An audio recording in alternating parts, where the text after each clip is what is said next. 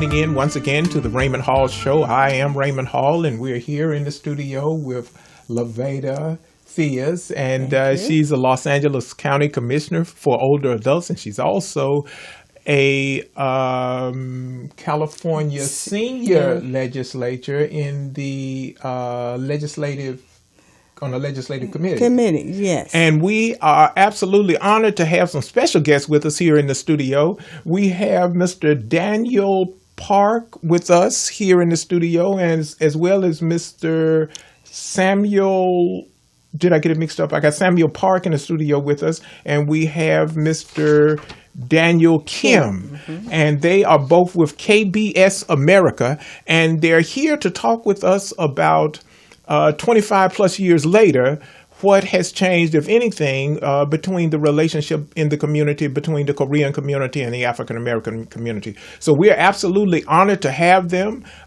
Their station, KBS America, is on the platform with the PBS, and all of us know PBS. We listen to it all the time, and they do such great work. So I'm sure that they are doing great work here as well. And we're just honored that they chose to talk to Laveda and to choose her, and she brought them into the studio so we can have that dialogue with them. And they're going to be with us for a few minutes. So talk to us a little bit about the whole assignment that you want us to know about you for a second. Yeah, the LA riot. Yes. It's been like 25 years before, right? Correct. After this, is there anything different with the between Korean community, between African American community?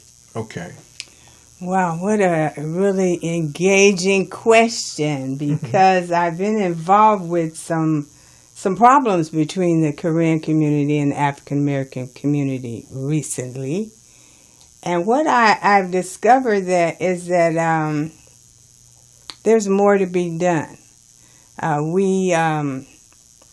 The Korean community, I say you're really involved in our parades and the activities that go on, but there still seems to be a disconnect socially with the African American community and the Korean community. Things are more peaceful, they haven't been as challenging as they were in the past, and I have been really encouraged by the efforts really on the Korean community to try to bridge that gap.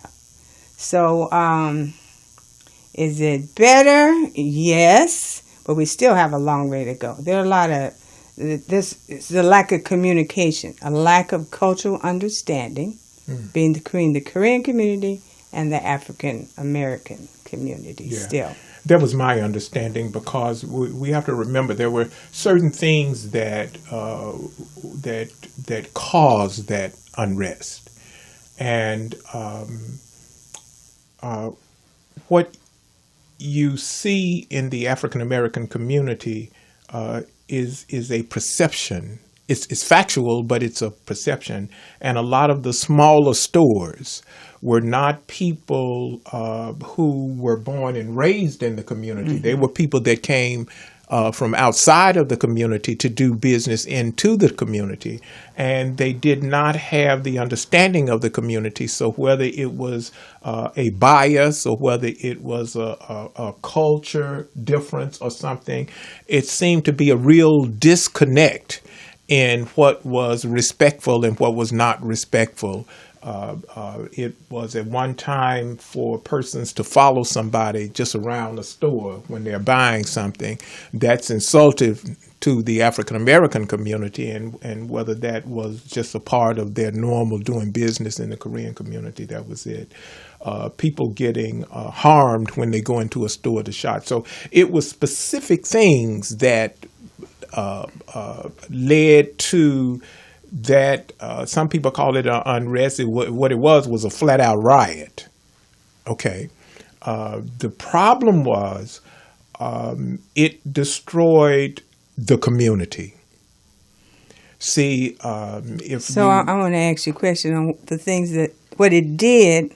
Have we made any progress? Has there been anything that you see that is better between those two cultural groups since that time? I think that the that there has been enormous efforts all the way from supervisors, mayor's office, neighborhood councils.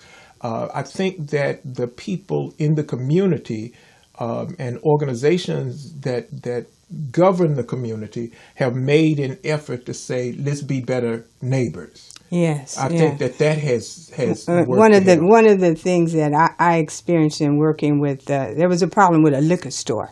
Yes. And the Koreans that owned it and the African Americans in the community, they felt that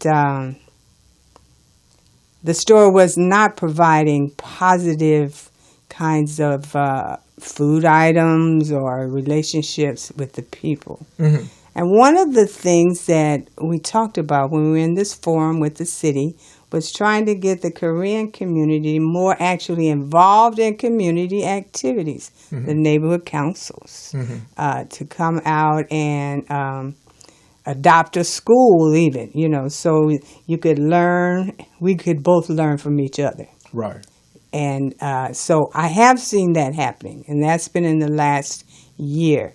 And that's something I really would like to encourage. There was also a request by a group of young people who were having problems with this liquor store incident. Expression to have the Koreans sort of be mentors, helping them to establish businesses and do things for their own, because they felt that the Korean community came in and were takers. You take and you weren't giving back. Right. And they saw that as a way to help them. They want their own businesses. They want to be involved. And Koreans have access to money, finances. Mm-hmm. And how could that come in and be a part of the solution to the problems? Mm-hmm. Because it's more a cultural understanding, you know. So the fact that we are talking is positive, you know. And I've been engaged in several sessions with the city Human Relations Department, with Assembly Member Sebastian Ridley Thomas's mm-hmm. office when we were having, the issue. So, and since I've gotten a chance to know Steve Kang, mm-hmm. I have learned a lot more about Korean culture. Mm-hmm. So I think we need more opportunities to learn about you, mm-hmm. meaning the Korean mm-hmm. culture, mm-hmm. and for you to really learn about African Americans and not be afraid of, black people for some reason. Yeah. That sort of has filtered down from someplace, the fear. Well, it's a lot. It's a lot of things that come together. You're absolutely correct. Mm-hmm. Some of it is generational. It's older because being a veteran, you have vets in the community because the African American community is rich in service, mm-hmm. and one of the services is debt to the nation, and so they're veterans. So you have many African Americans in the community that are veterans and that served in the on that Korean Peninsula, mm-hmm. and the exchanges. Some exchanges were good, and some exchanges were not so good. So they bought those things back, and then to see. Things happen the way it happened, people being able to do business, and yet, like you said, the things other than the liquor was just old. The food was old. The people in the community weren't being served. I think that is much better, and we do see better engagement at different levels. Yes. At the county level, you see a different engagement than you do at the neighborhood council level. Yes. Okay. So I think that there's a lot more work that needs to be done. I think that if a person is going to do business in a community, it should be a part of that community. Mm-hmm. I think that it should look at that community and say, what can I do to participate in the community other than just to sell my wares? And that way they would get a voice. And then what can the African American community do? I think communication is the key. It is. We're going to, the way the world is now, everybody is investing in every part of the globe. At one time, because of misnomers, the cultures, bad word. I'm not pulling the word out right now, but somebody would think something that's not true. Okay. And they would stay away from a certain area Based on because those stereotypes. stereotyping. Thank you, because the stereotypes had them to stay away from that area. Let's invest some money over here. But now that kind of investment is gone. It's we're going to invest money where our money will give us the greatest return. So we're seeing more people and different people in places that were traditionally African American. So I think what we're going to have to do as a community is we're going to have to work with change. And no one is going to have to come in and think people are going to have to work with their biases. So I think that's the biggest thing that has occurred since then. And I'm really glad that you're coming out talking to us. Yes. You know, because that's what we need, more of this. That's part I of it. attended an event last year, and for the first time, I really listened to the Korean side of what happened during the uprising, and it was eye-opening for me. So we need more opportunities like that for the Koreans to share, you know, their losses. What happened with the business that their dad had tried to build up, and all of a sudden it's gone. So it helped to develop some empathy on my part, which I think is truly lacking, a lack of understanding of, you know, the impact on the Korean community. Yeah. The rebellion was really not directed specifically at Koreans, but you guys happened to be there. You know, I it think was one with of the the things that injustices and things that were in the community, Yeah. and not specifically directed to a specific race. Yeah. Yes. I think one of the things that was lasting for me, when we talk about injustice, I think one of the things that was lasting for me was when I saw a person with a rifle on top of their establishment shooting indiscriminately in a crowd. But then when I saw the actual video of that, you saw what was on TV. When Right. I saw the actual video of what was happening, they were protecting their property. They weren't really shooting into a crowd indiscriminately. So we have to be careful. The media wants to show one thing, and we see that, but you got to see the total picture. Well, my So, point, and I don't know how long we go on this. my point was simply in the African American community, you don't get on the roof and start shooting. Period. This is the same community that had to get on the top of the roof and paint their address, and their property value failed. This is the same one that had. Well, you know, I really don't want to go down all the injustices that have fallen well, on black folks. It's a lot of work So that I has want to to be try done. to stay but focused. I'm so happy that Brian and Yes. Daniel and Simon came. And now, let me ask you this. Maybe you can come back again and we can talk again about the periodically how things are changing.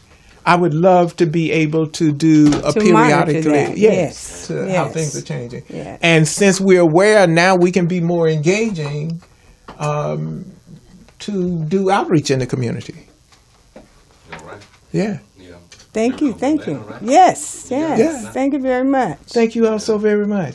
So I hope you got what you wanted, what you needed. Harmony. Huh? Yeah, we need more harmony. Harmony. A little more yes. harmony. That's Yes. right. That's right. You Well, know. ladies and gentlemen, we are so honored for Daniel and Simon to come into the studio and talk with us about. That's what the Raymond Hall Show about. Service is a different conversation, and they've come here with the service having a different conversation. What can we talk about Yes. to say what can make things Make better? it better. So we do really thank you so very much for coming in Yes. and talking to us. Okay. I And tell you, we look need forward each to other, doing you know. it. Okay. So we're going to take a really, really quick break, and we're going to get prepared for our next segment. Thank you. We'll be right back. Thank you. Thank you. Thank you. All right. Great.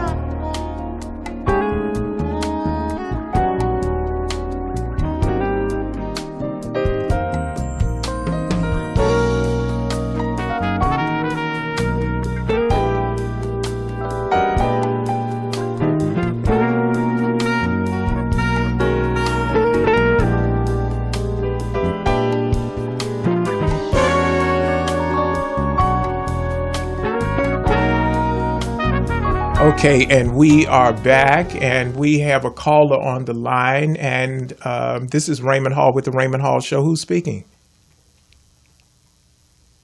Hello? Uh-oh. I might have lost him. Caller? Are you there? Okay. Well, it looks like we lost them, but we will, hopefully they'll call back at one of the other sessions that we're having.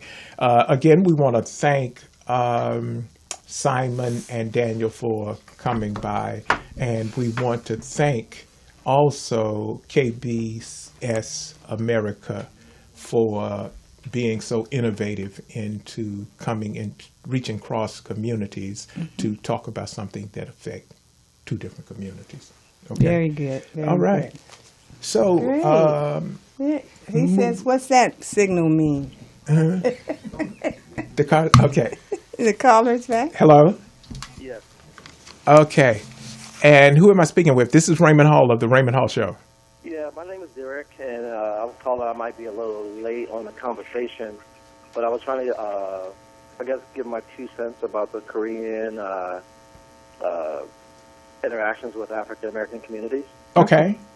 And so part of it is, I think, one is generational. I think you made that point as well, because a lot of the younger Koreans are actually involved in hip-hop culture, so I think that they kind of understand African Americans maybe a little bit more than the older generation. Mm-hmm. But my question to the gentleman, the Korean leadership, is what is Korean businesses doing as far as taking an initiative? Because when we go into Korean stores, we don't see us.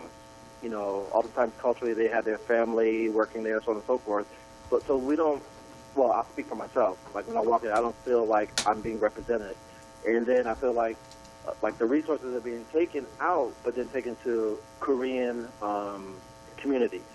Okay. So my thing is, you know, we have a lot of young African Americans who need jobs, et cetera, et cetera. So if they maybe instituted something like that, where when we go into a Korean store, we see us working there, that would go a long way. And I was just kind of wondering, like, what is the thought process for a lot of the Korean business owners that are in African American communities? Okay. Can I respond based on what I know that's happening? You know, one of my meetings was with the Korean Grocers Association, and these are the topics that we presented to them. Mm-hmm. You know, to have our community be a part of the businesses. Okay. So we were able, like, to get in the liquor store, set up a co-op with a black small business to do fresh fruits and vegetables. So inside the liquor store. Wow, so that brought, you know, our visibility there.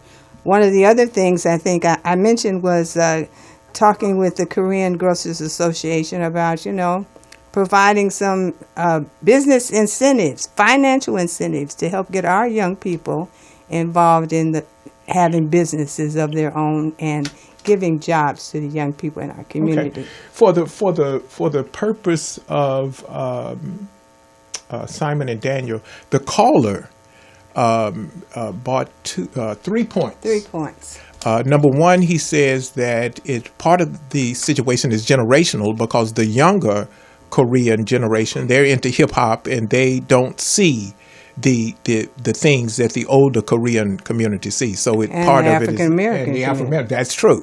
Is generational. Mm-hmm. And he said the second thing is that when he walks into a Korean establishment, he sees what we see oftentimes with other people. They have their families in there working. Koreans have their families and kids and everything in there working, and rightfully so. But he does not see any opportunities for the people in the community to which their business is there. And you just touched on the third part. Yes. Okay. Yes. So those are 3 very, very good points. Thank you, caller. Thank you very much. All right. Okay. All right, thank you. Okay, so now, do you want to respond to anything? You want to talk about anything? You're just here to do the interview. You know what? These days, the Korean liquor stores owners, like small business owners, right? Right. They're trying to increase job opening in this area. Okay. So they just start. Okay. They didn't Yes. know before. Okay. That. So it will be it's gonna be good. Okay. Okay. For All right. both communities. Okay. Very good, very And I am encouraged about what's happening internationally. I'm really encouraged with what's happening internationally. Okay. So again, thank you so very much. Okay. All right. Great topic. Yeah, great topic, great topic. And we look, you can follow us on Facebook, Twitter, Instagram, SoundCloud, and what else is out there? Yes, that's just one of those things that's baffling. But go to the Raymond Hall Show on YouTube, and you can always see us live from 2 to 3 on Thursday, and then you can see us streaming. So just go to YouTube, the Raymond Hall Show, and you can always catch the show. Follow us, like us if you care to do so. We really do want your support. The Senior Salute season has started up. We do have some commitments for a Senior Salute. That's where we recognize senior age veterans who serve the nation and then continue in service to their community, who help build that library that your kids go in and study and get on the internet, and seniors as well, who help to advocate for that park, who help to do all of the things that enhance the quality of life. You look around, it's going to be somebody that got nothing out of it, but just said this is something that needed to be done and lended their service. So the Senior Salute season runs from May to November. It ends in November because that's both Thanksgiving and the Marine Corps birthdays. So the East Rancho Dominguez, where we started in 2002, this year they're going to be one of the centers that's going to close out this year's Senior Salute. So we're going to be traveling around the nation doing a Senior Salute. If you are interested in the community, it's non-political, or you have to form a community. You cannot do it on your own. You have to be authorized to do it. That way we make sure the process is pure. So follow us, look into the things that we're doing. We're challenged like everyone else. Everybody wants Raymond to change, to do this, to do that. I can only do what God has given me the talent to do. So we're going to thank our guests, and we're going to move on. Yes. Okay. Now, where are we going? I don't know. We're going to give them a chance to get their stuff and move out. Well, if they want to, we might not want them to Yes. go. The topic was so good. It was great. All right. Well, Great when we come back, discussion we are today. going to be talking about a couple of things. We're going to be talking about the ripple effect of what's going on with the Department of Veteran Affairs, or looking for the head of that department, and we're going to be talking about Section 8 and the little rent increase, and we're going to be talking with Laveda on the CSL. We will be right back. Thank you so very All much. right. Good.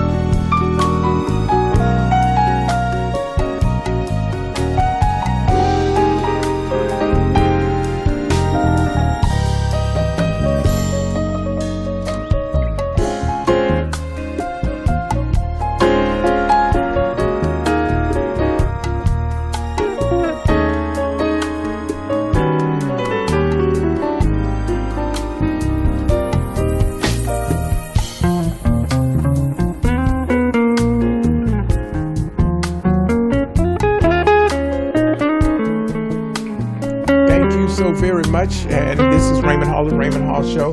We are here with Laveda Theus, and she's going to be talking to us now about the California Senior Legislature and what bills have been picked up. Yes, Okay, because yes. it's very important. The seniors, this is the body that is specifically created to address the issues of seniors in the state of California. So, what's going on with the CSL? Well, it's very exciting because, we met and had our session in November of 2017. And the results of that session, we came up with 10 priority proposals. Correct. 10 things that we wanted to work on with the legislature that would help seniors. And we were able to get sponsors for 6 of those proposals, and that's phenomenal, you know. So some of the ones that I think our listening audience would find really exciting to hear about. There's one that's AB 2159. It's Elder Abuse Dependent Adult Civil Protection Act to help protect seniors with mandatory reporters. Right, mandated reporters for the purpose of protecting their finances. You know, payday lenders, other agencies that prey upon seniors with their predatory lenders. Another one is we got a postage stamp to honor the Chinese railroad workers. And that's already in place. We wanted to do something to honor them. So we got a stamp that's going to be printed up to represent the Chinese railroad workers. Now that would go over to the federal side, wouldn't it? Yes. This is a federal law. Federal proposal. And we got someone to pick up our proposal to raise the Medi-Cal personal allowance from $35 to $80, because what can you do with $35? Right. You know, I can't get my nails done. Right. So they're Right. trying to raise at least so that it can take care of, if someone is in a rehab center or something, at least pay for, getting a haircut and, personal items. $30. A little more than $35. Now, if someone wanted to see those, where could they go to see They that? could go to our website, Okay. www.4csl.org, and you can pull them up. You can pull them all up. Because we have 1, 2, 3, 4, 5, 6. We have about 10. That are really in the process of becoming a law. Okay. So, and that's ladies what and we gentlemen, do. the way it actually works, and she's absolutely right. That's to have that many. That's phenomenal for the years that I've been a part of the CSL. We get information from the community, or one of the CSL members will propose something. And then they have the walk the halls, where they try to get someone in the regular assembly to carry that bill. And if that bill is carried, then it goes to committee. And if it comes out of committee, it goes to the floor, and the floor votes, and then it goes to the governor, and it becomes law. So your service to talk to people to help get these things passed, that's where your voice comes in. So what are some of the others? Okay. Caregiver resource centers, voluntary work source. Establish a pilot program administered by the directors to train and place volunteers to provide care to persons who are at least 65 years of age or older who have cognitive impairment issues and meet specified criteria. We have many seniors who are debilitated in one way or another, and they need to have appropriate services. Right. So that will help to provide those kinds of services. Another one on adult abuse, because that's really, oh my God, that's such a problem. It's a huge problem because it has so many facets to it. for dish area abuse, people getting ripped off from their houses. Yes. And a lot of the things that's happening is happening inside of the family. Mm-hmm. Exactly. You know, so that's the problem. So we need to make sure that we here's one pay that's attention. interesting. We're trying to get grab bars in this in public restrooms, you know, because if we have them in the homes, we need in public restrooms. Wow, I thought they already had that. No. Okay. This bill will require the commission to the California Building Standards Code to adopt standards requiring newly constructed public restrooms to be equipped with grab bars. Oh, okay. Yes. Yeah, that's You know, really and the needed. proposal that I have that I'm pushing for next year, something I just discovered a real need for is having the walk-in tubs. Yes. I didn't realize that. I've been visiting senior housing, and a lot of them don't have tubs. They just have a shower. Right. So people would like to have a tub. Yeah. And walk-in tub. it's so accessible now. Things have changed. The technology is at such a point that anybody who's getting federal funds for building senior housing should be required to put that in. Yeah. So that's one of the other proposals that we're working on. Okay. Yeah.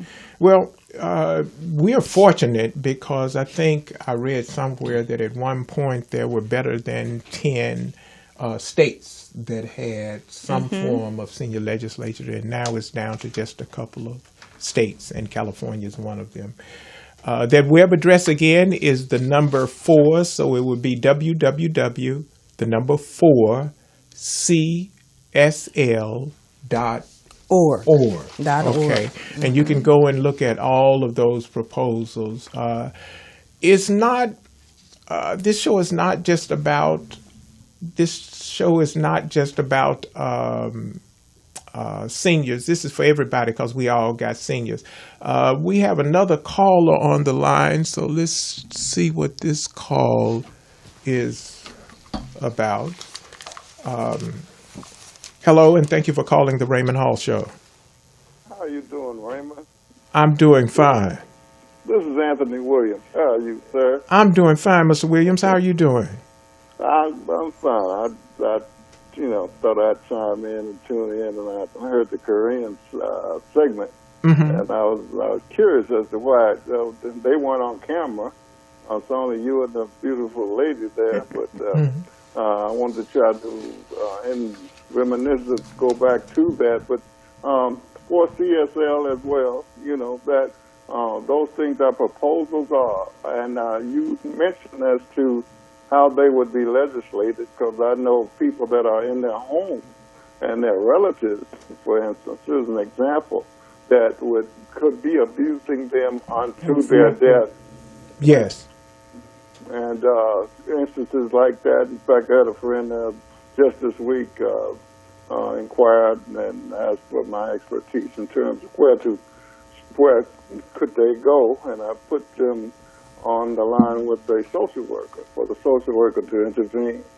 And what happened with that particular situation was by the time they got to this person, their sister would take care of them. And they were dehydrated, wasn't giving them all their meds, yada, yada, yada. So I think for CSL is where I'll recommend that you go in the future. In terms of, in retrospect, I was there during the riots in downtown Los Angeles in terms of the stereotypical ways that we're perceived by the Korean community. I think we, in a way, as a people, need to kind of solidify, galvanize our way of approaching other cultures. And what I do a lot is I try to learn some of the language. Okay. I try to learn some of the hello. That's a very good point. Like kamsamita, that means thank you. And you'd be surprised at the reception that you get. Because the first thing they ask me, Raymond, is, and this is a show about service and it's a different conversation, is, have you been to my country? Did you serve in my country? And I haven't been to the DMZ or anything like that. But gives you a entree and an opening for a friendship. I agree with the person in terms of when you in a community, diversity is California. Let's face it. Right, that's true. You know, this is a diverse culture. I work for a major corporation, and one of the mantras or one of the rules of that particular organization, and they're global, was we want the employees to look like the community. Right. And sometimes we isolate ourselves and we segregate ourselves, and we have to be more open to and receptive to trying to learn some of the basics of that particular culture. Yeah. And you'd be surprised. I mean, what I do when I go see somebody from Myanmar or Burma, we have all the tools available to us. You can Google how to say hello. Right. And you know, how do you say something in Spanish that's not offensive? Right. You know, things of that particular nature. Things of that particular nature. And we'll find that once we engage and once we communicate, and communication is the key, you know, I think we'll have a better relationship. Well, those are some really wonderful points, and as I was saying, this show is for the whole community. So what Mr. Anthony is talking about, these are some things that all of us can take up with. As you can see, Mrs. Walker is not here with us this week, but one of the things that was or is very impressive about it, she speaks about 7 different languages. It's fascinating. Yes, she can go anywhere and just speak the language, and it does make a difference. So you're absolutely right. Well, thank you for calling in, Mr. Anthony, and we're going to ask everyone to just pay attention, because we all need to communicate better. And as far as the CSL, if there's something that some of the organizations can help with, we do know that you can call depending on whether they're in the city or county. In the city, they call the City Department of Aging. If they're in the county, they call the Los Angeles County Community and Senior Services. And there Did you are say something about elder abuse? Well, elder abuse. We have an elder abuse hotline. Yeah, elder abuse hotline. You can report that elder abuse hotline, adult protective services, through and adult those protective kind of things. services. They Well, thank you. They have addressed it, and they got the lady, she's 70 years old, into the hospital, and it's being addressed. And legislation is going to help, because when you implement these laws, you got to have the personnel to on it. Right, and it's got to have money behind it, because you'd be surprised at some of the laws that they have on the books, but if it's not funded, it doesn't go anywhere. But look, we're going to have to move on. Thank you, and we look forward to talking to you again. Give me a call. Right? All righty, bye-bye. So we want to thank Mr. Williams for following in us and supporting us, and just being a person that kind of helps the show by keeping us involved in the things that's going on in the community there.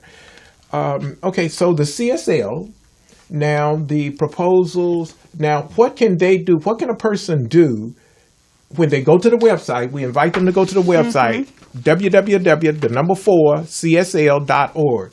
You see something, you say, oh, I would like to support that. So now they're going to see the assembly person that is authoring the bill.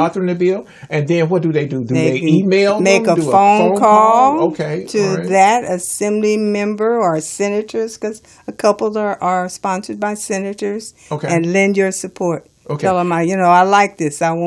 This should happen. I'm supporting that. Okay. So the more calls they get, the better. The better. Okay. And then when it comes out of committee, do the same thing to the governor. Yes. Call the governor and say, look, we want this signed. We want it to make a bill. Now, we're going to, because the elections are coming up. Oh, yeah. And that's a whole different topic for a whole different conversation. We want to take these last few minutes, and we're going to touch on just a couple of things for a couple of moments, because we did have them on the schedule. I heard a very interesting outlook on this Section 8 thing where, Dr. Ben Carson is now the head of Housing and Urban Development. And he's put forth this policy where now the percentage of participation by the resident is 35% as opposed to 30%. And I was talking to people, and I heard some people, I can't pay it. And one person had an interesting perspective. They said that they've been doing that to us all the time.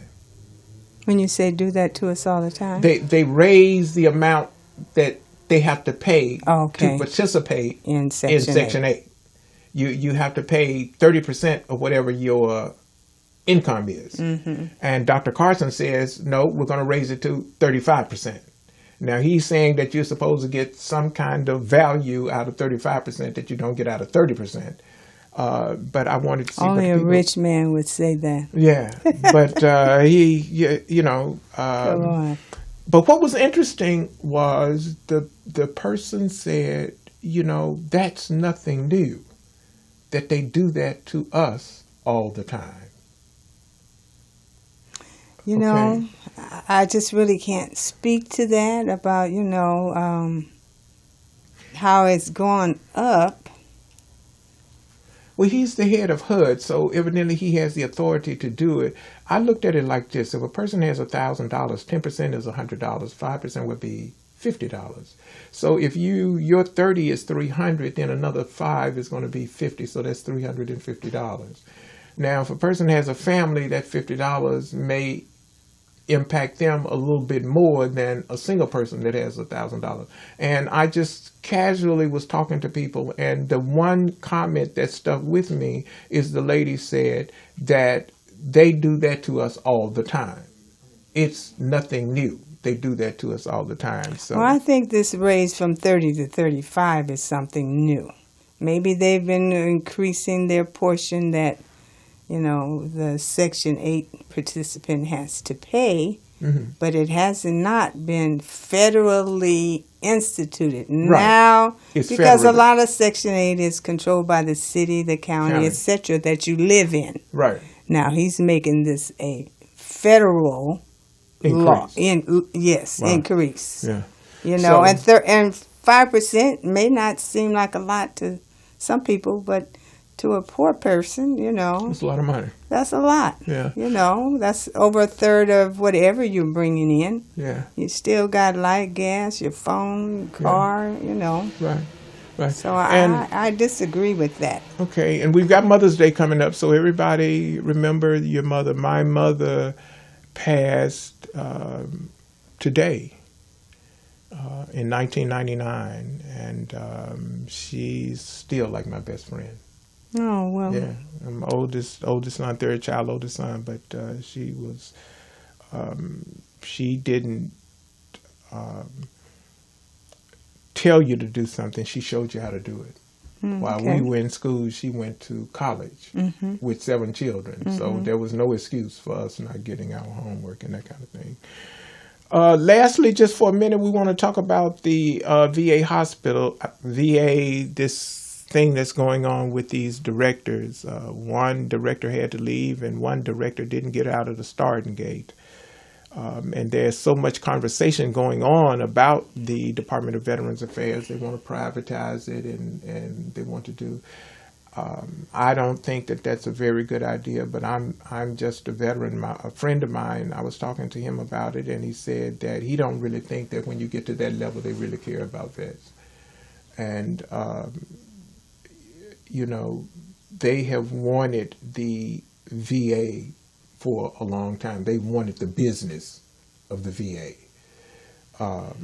because when you get to the non-VA hospitals, they treat you for whatever illness you have, and then they go on, move to the next thing.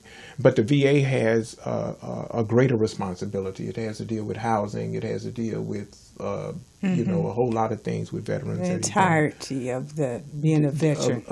Exactly. Not just the hospitalization part. Well, I have a question. What kind of person do you think would do the best job in that role? what kind of experiences do you think they should have? Because clearly the guy that 45 chose is not No, he's not. appropriate. I think that the person definitely needs to be a veteran. Whether they rose to the rank of officer, they need to understand what a rank and file veteran experience. Okay. Whether they were an officer and they commanded a rank and file unit, they need to understand what that means. We need to have a leader at that department that understands 25% of all of the claims that's still sitting out there belong to Vietnam vets. Okay. Now, the Vietnam vet is definitely closer to 70 than they are to any other 10-year marker. Okay? So if you've got claims sitting out there that's over 10 years and they may have to wait another 5 or so years, look at how many vets could possibly leave this earth and not even have their claim answered. So you need someone that has definitely character, definitely integrity, someone that understands the commitment that a person makes when they make a commitment to serve the nation. And then you need someone that says we need to have enough expertise and enough resources budgeted to be able to care for this group of people. The verdict was read with Bill Cosby. Oh, wow. And there is so much trauma with women veterans, especially older women veterans. What's happening in the nation happens in service too. It's just in service it's a little more different because you have a commanding officer. And if the commanding officer doesn't want to move that issue doesn't move. Well, you still got to be around the very same people that caused you all of the harm. So the person that needs to lead the Department of Veterans Affairs needs to be a person with integrity, with character, and with the knowledge on how to manage the second largest United States government department. Okay. Okay. You know who that person who he should be? Who? Colin Powell. Oh, interesting. Yeah. He would, someone like Colin Powell would be, in my opinion, someone well suited to run it. the Department of Veterans. He's been, what's the head general that runs everything? He did all of that. So, Oh, okay. yeah, so that's what we need. And I think we need to do a vetting process of just whatever. Don't just pop up with a name. That's what he did. So tell us what you think. Text us go to our webpage and text us what you think. Who would make a great or a good leader for the Department of Veterans Affairs? And we will try to read those comments on the next show. We talked about Mother's Day. Yes, we did. And when is Mother's Day? Mother's Day is, May 12th? May 12th. Okay, so I know it seems late. Yeah, so we'll have another show before Mother's Day. Before Mother's Day. Well, we have flat out ran out of time.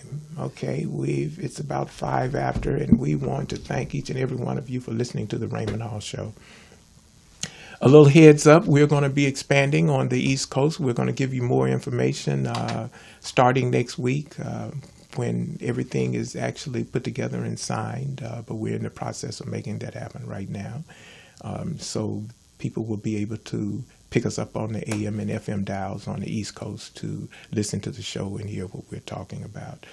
Anything from you?